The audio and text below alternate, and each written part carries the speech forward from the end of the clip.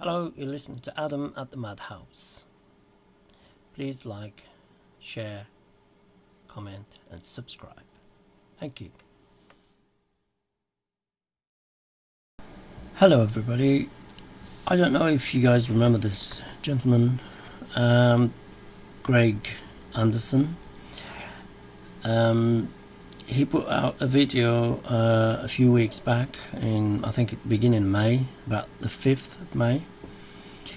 This brave police officer put out a video speaking to his peers, fellow officers, to remind them of their oaths and that they swore an oath to, to serve, to protect.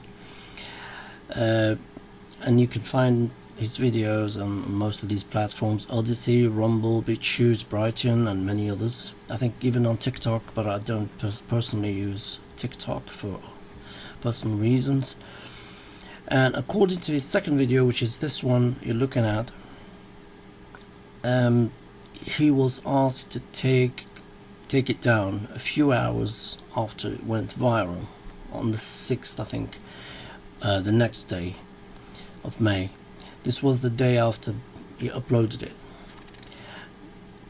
Now, the reason I'm making this video because I need to stand by these guys, okay? Now we need to support these people. We need to support the brave men and women who stepped forward and spoke against these tyrannical regulations and the abuse of power of these politicians and their masters. It is our duty to stand up all in one voice, to put an end to fascism before it puts an end to the human race. Because believe it or not, this is where it's heading. Unless we do something right now, we won't even be here to regret it. Perhaps not even our children. We can't just sit back and applaud these brave men and women, police officers, nurses, doctors, health workers, paramedics, soldiers, journalists and all of these people who are literally putting their lives on the line for all of us. We need to go out there and support them and let them know they're not alone. This is every citizen's fight in every country. We need to unite to fight this thing. It's not some alien from outer space. This is worse because those who are orchestrating this whole thing, imposing this despotism upon us, are actually among us. They live among us. So we need to stand up together, put our differences to one side and fight this thing as one people. If we unite, it will be under our terms and not theirs.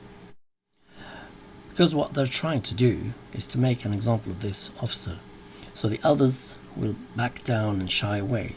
They know that among the law enforcement there are those who truly swore an oath to uphold the law, to protect the Constitution, to serve their country and communities.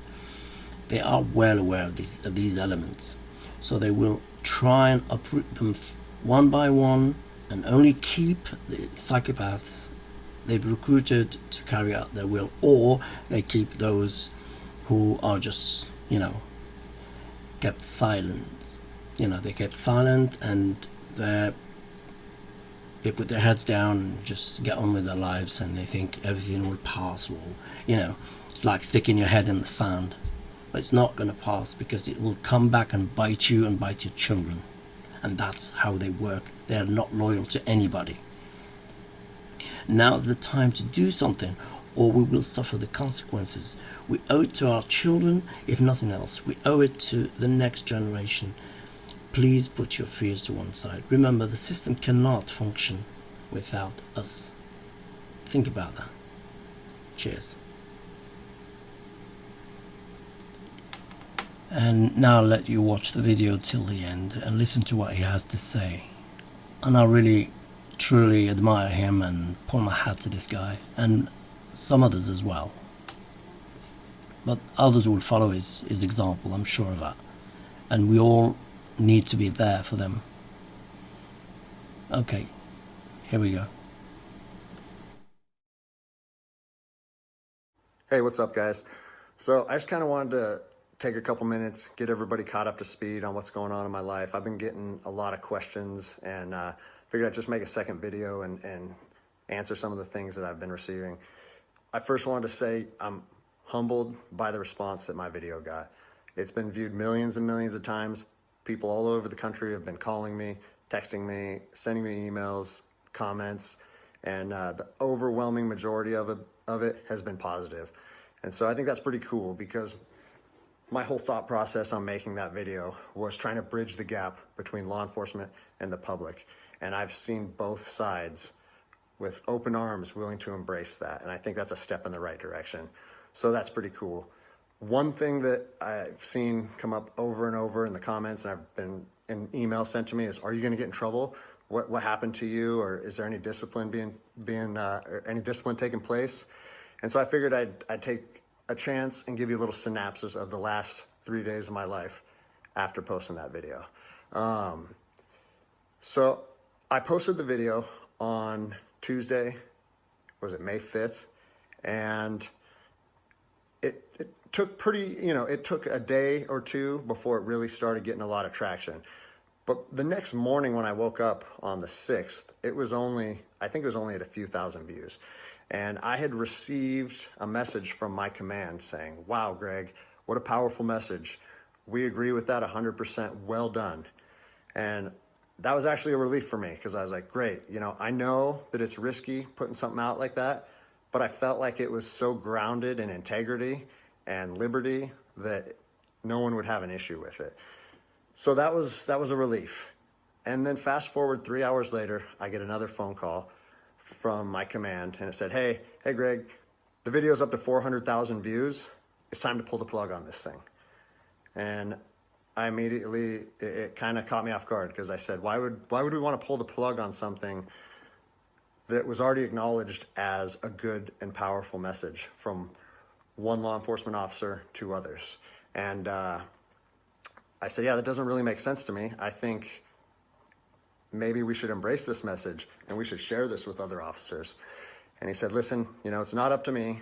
I have been directed to tell you to take the video down, and I need to know if you're going to take the video down. And I said, no, I can't take the video down, because if you listen to my first video, the whole message that I was trying to share with people and impart on them is, if you believe in something in your heart, you have to stand by that conviction, even if it costs you everything.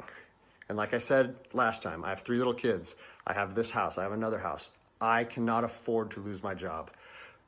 But after putting that message out there and sharing that with America, and it was so well received, I can't then just say, even though that's what I believe, I'm going to take a step back. I'm going to retract my words, and I'm going to allow my command to prevent me from sharing my heart and my truth. And I said, so with that in mind, sir, I can't take the video down. And, I didn't know where this was going to go.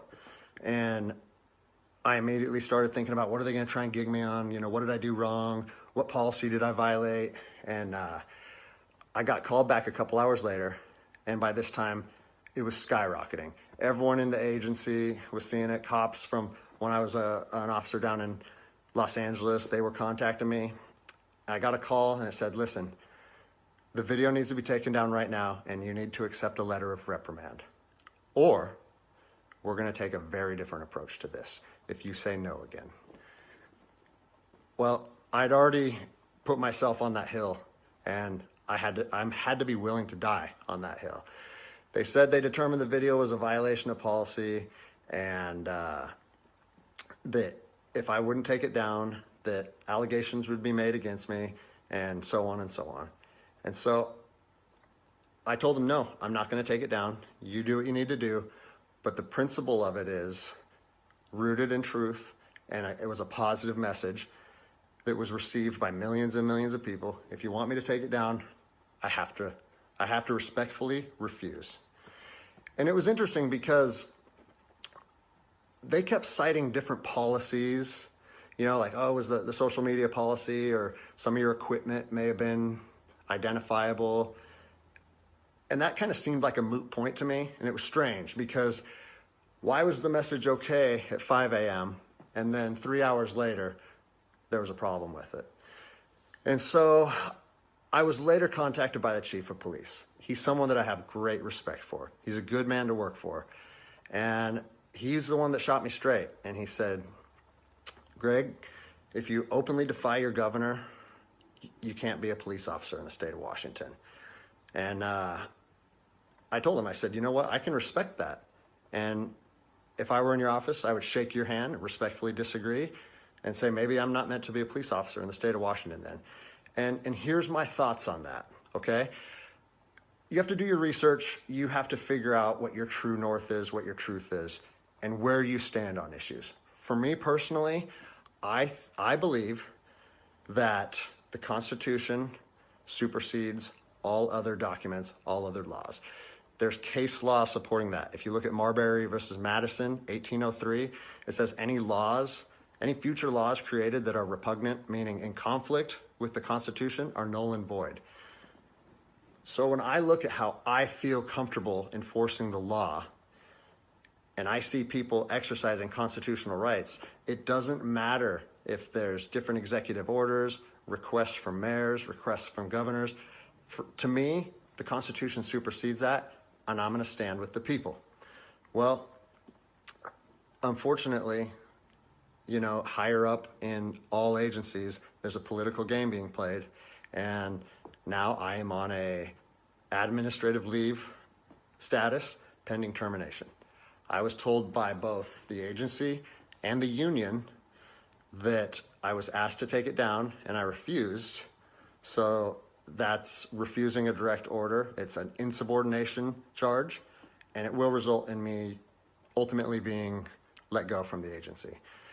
And I said, you know what? If that's what you guys have to do, if that video is so bad that you want to take my career from me and you want to leave my, potentially take my ability away to provide for my family because of that video, do it. Because I'm going to stand by my convictions, just like I said in my last video. So yeah, it's weird, how fast your life can change in a week. It's something that I never thought would happen. I never thought that I would make a video that would resonate with millions of people. But my head is held high. I'm not intimidated or upset by how this played out. Like I said in my last video, man, I fought in the streets of Ramadi during 04 and 05.